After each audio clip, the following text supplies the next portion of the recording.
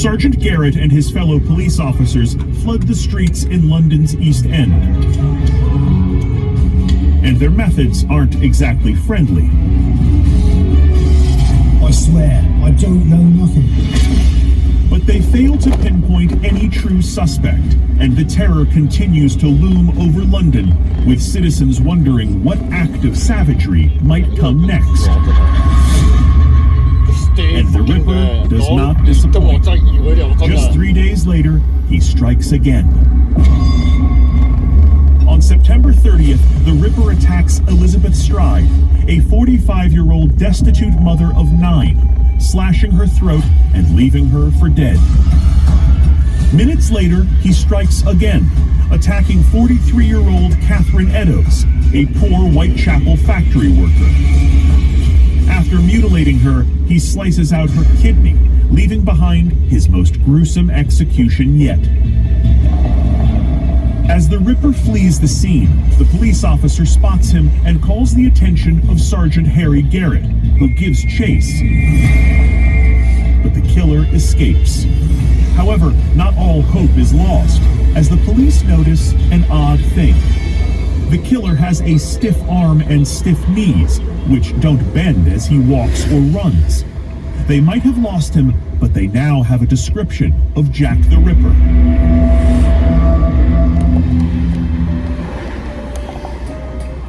Witnesses described the killer as being between 5'5" and 5'8" inches tall, stout and broad-shouldered, aged between 30 and 40. He has a full face, dark hair, a mustache, and possibly a beard. He's wearing a dark jacket and a bowler hat. The police feel like they're closing in on the Ripper. The details about his stiff arm and legs has policemen like Garrett on the lookout for this unusual disability. Meanwhile, the Ripper sends his most unusual correspondence yet. On October 16, 1888, George Lusk of the Whitechapel Vigilance Committee receives a crudely wrapped box. A letter from the killer, known as the From Hell letter, explains the macabre contents. From hell, dear sir, I send you half a kidney I took from one woman. With the teasing salutation, Catch me if you can, Mr. Lusk. The Ripper has been rampaging for 2 months, what the papers have coined the Autumn of Terror. But despite the city being in the grip of fear, it's business as usual for the street-walking women of Whitechapel. Except tonight, the killer does something different. He makes a house call.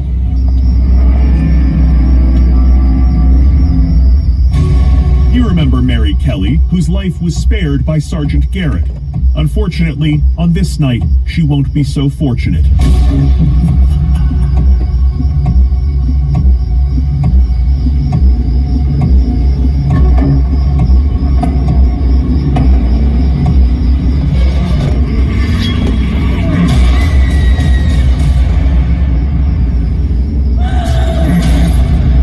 When her body is discovered, authorities find another horrific act of mutilation.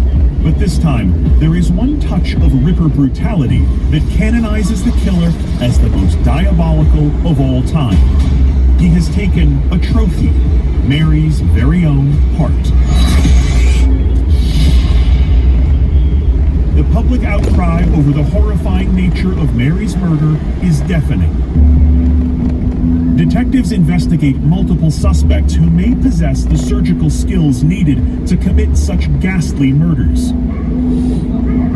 They scrutinize Francis Tumblety, an American doctor arrested on an unrelated charge of indecency. He flees back to America when police begin to look at him. Also on the police's radar is Aaron Kosminski, a barber who is apparently well known among Whitechapel residents to be insane. Then there's Montague John Drew, the son of a surgeon who is found dead soon after Mary Kelly's murder. Some theorize that his suicide could be madness brought on by being the Ripper. The police believe that any of these men could have the skills to pull off the Ripper's gruesome mutilations, but there's not enough evidence to pin the crimes on any of them. Still, the police wait for a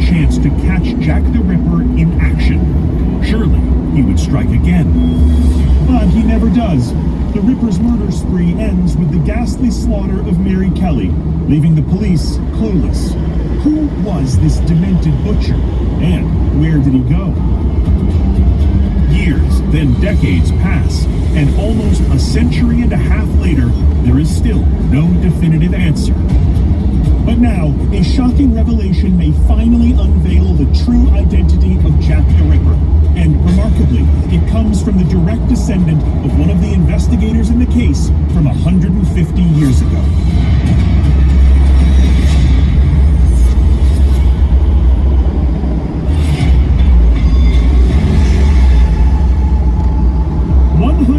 Years ago, Sergeant Harry Garrett failed in his efforts to stop the serial killer Jack the Ripper. Now, someone has reopened the case, and it's a family affair. Harry's great-great-granddaughter, author Sarah Bax Horton, has picked up where Sergeant Garrett left off. I was totally inspired by my police ancestor. I think that my emotional connection has driven my research and my approach to the case. Incredibly, Sarah is able to access files and track down leads, which at the time weren't available to her great-great-grandfather. These records were previously held under the 100-year closure rule, which is standard for institutional records. I discovered 2 files that had recently been opened to the public from Colney Hatch Lunatic Asylum. Located just a few miles north of Whitechapel, Colney Hatch was the asylum that catered to locking up the mentally ill from the East End. I discovered a man, a 35-year-old East Ender, who was 5'7" tall, stout, broad-shouldered, a stiff left arm, having broken his left elbow. He also had a peculiar gait or way of walking, with bent knees and asymmetric foot dragging.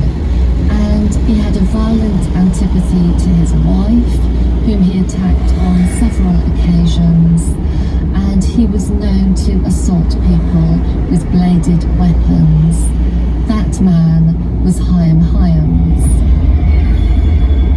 I also discovered from the files that Chaim Hyams was a cigar maker who used a knife for his trade, and it may be those skills which transferred onto the women he accosted. In my opinion, Chaim Hyams managed to evade suspicion owing to the fact that he was just a man on the streets, and he presented a very quiet, inoffensive demeanour, but when the fits of violence were upon him, he became extremely violent and dangerous towards women. Even though he was never a suspect during the active case, when one looks at Chaim Hyams, a dark picture quickly emerges. Found suffering from bouts of delirium in Whitechapel, Hyams attempts to stab his wife and is eventually institutionalized in December of 1888. Around the same time, the murders ceased. So it seems more than a coincidence that the Ripper murders stop at the same time Hyams is locked up at the Colney Hatch Lunatic Asylum for the rest of his life. At the end of my exploration of the Jack the Ripper case, I then realised not only that it might be possible to solve the case, but that in fact I had solved it. And it's been the joy of my life.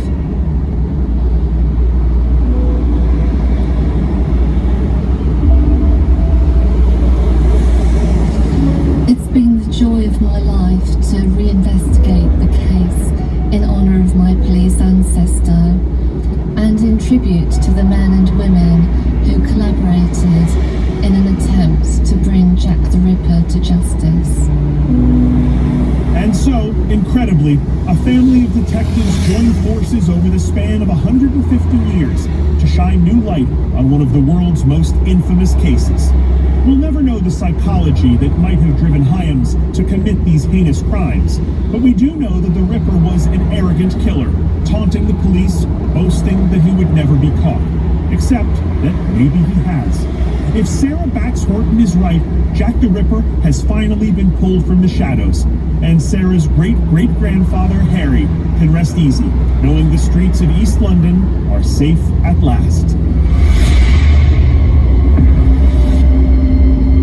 Our next file takes us from a monster in the city streets to a terrifying beast rumored to lurk in the remote wilderness.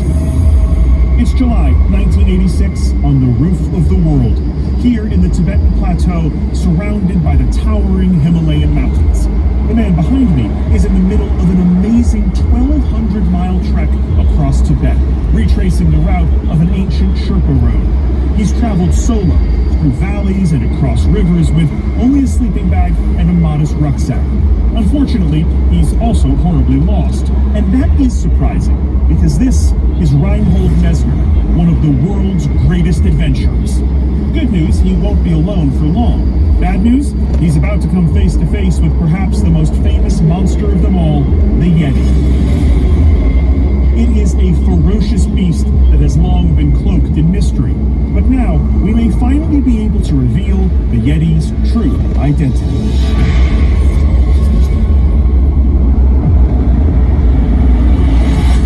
Messner's reputation as a great climber really begins 8 years earlier in 1978. He became the first person to summit Mount Everest without supplemental oxygen. Messner becomes a mountaineering rock star, and less than a decade after his Everest ascent, becomes the first to try to climb all 14 mountains in the world that are taller than 26,000 feet.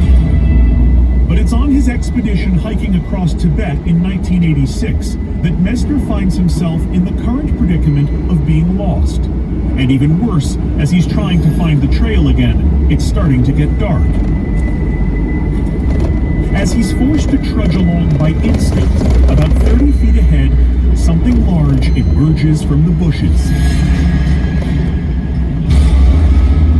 Towering 7 feet tall and covered in dark fur. As the shape disappears into the darkness, Messner notices that this mysterious figure is standing upright.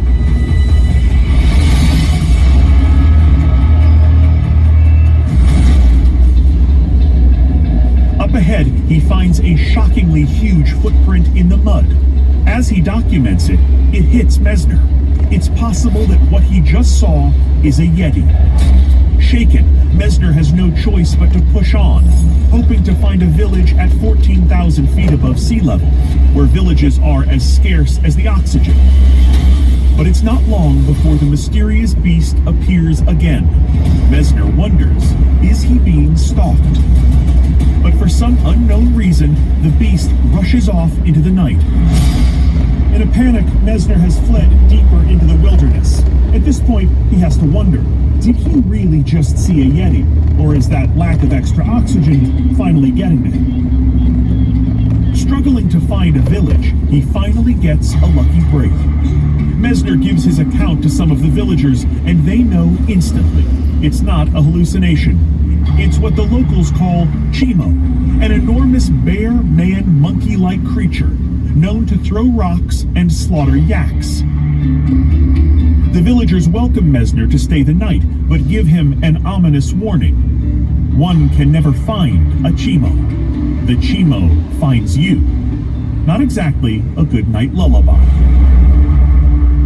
Later, when he checks the photos he took of the footprint, he realizes the film from his camera is damaged, so no visual record exists of what he encountered. After his harrowing experience, Messner becomes obsessed with finding answers. He spends the next 12 years trying to find out what stalked him that night. He pursues the Yeti all around the Himalayas, making 20 trips in total, searching in mountains, scouring monasteries and villages, accumulating samples and biological evidence. During this time, he collects hair, bones, a supposed hand, and even Yeti scat. But still, he finds nothing conclusive, and the question still remains. What exactly was the terrifying beast that Reinhold Messner encountered?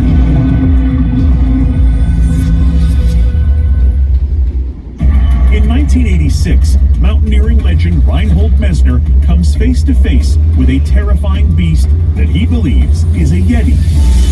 As amazing as Messner's encounter is, he's far from the first person to run into the mysterious Yeti. The legend, it seems, is as old as the mountains themselves. The obsession of finding and identifying this creature has overtaken many of the world's most intelligent and accomplished adventurers. During the 1921 British Mount Everest reconnaissance expedition, explorer Charles Howard Bury reports sightings of a dark creature and enormous footprints on Mount Everest. His Sherpas say it's Meitei Kangmi, or man-like snow creature. A journalist mistranslates this as abominable snowman, giving birth to a modern legend.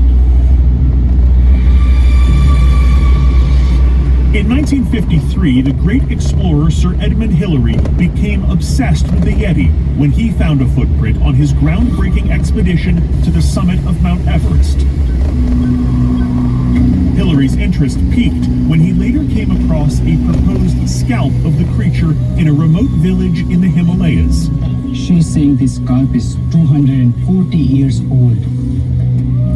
He persuaded one of the elders to let him take the scalp to the west to have it analyzed. Unfortunately, in an era before DNA testing, the response from experts was mixed.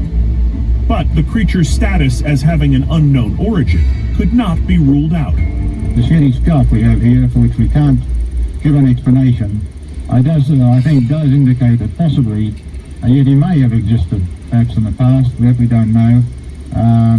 And that's what we're trying to find out. When it comes to quests for the Yeti, it's hard to follow in the footsteps of such greats as Messner and Hillary. But hey, fortune favors the bold. In 2016, I embarked on my own extensive journey across the Himalayas for evidence of the elusive Yeti. And what we found was truly extraordinary. I discovered hair, bones, scat, mystery poop. Check. All of them turned out to be goats, human, or some other non-Yeti animal. Eventually, I hit pay dirt with an incredible find.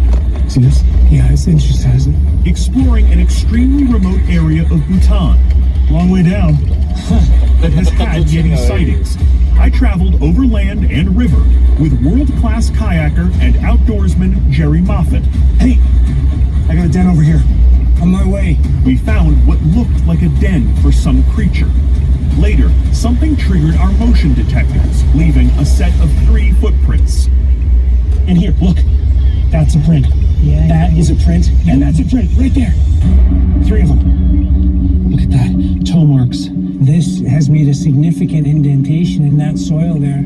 That one is a beauty. Look at that. That one is clear as day. What do you think that is? It's a big animal. Like a bipedal animal. That looks like a human print almost. With casting powder and with the handy use of my belt, we made an incredibly detailed cast of one print. Now we wait. At a glance, the print seemed oddly like a very large human. Feeling pretty good? Yeah, feeling great. There we go. Awesome. We wanted to know, could this be from a Yeti? Awesome work, Jerry. Really. To get a more complete answer, we consulted Dr. Jeffrey Meldrum, one of the foremost experts on zoological footprints. He used a 3D scan to reveal more detail of our prints than human eyes can see. Foremost in my mind is the question of, did you get a footprint of a Yeti? The combination of characteristics that sort of speak to me, all those features would indicate in my mind the likelihood of this being a bear. But in Bhutan, we should only expect either an Asiatic black bear or a sloth bear. And does this fit either of those? No, it doesn't. That leaves us with a brown bear.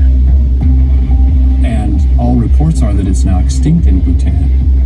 So, either I found a footprint of a brown bear that is not extinct in this area, as scientists have believed, or it's a footprint of something else entirely. The mystery continues. Is what people call the Yeti an undiscovered primate, a giant bear, or something else entirely?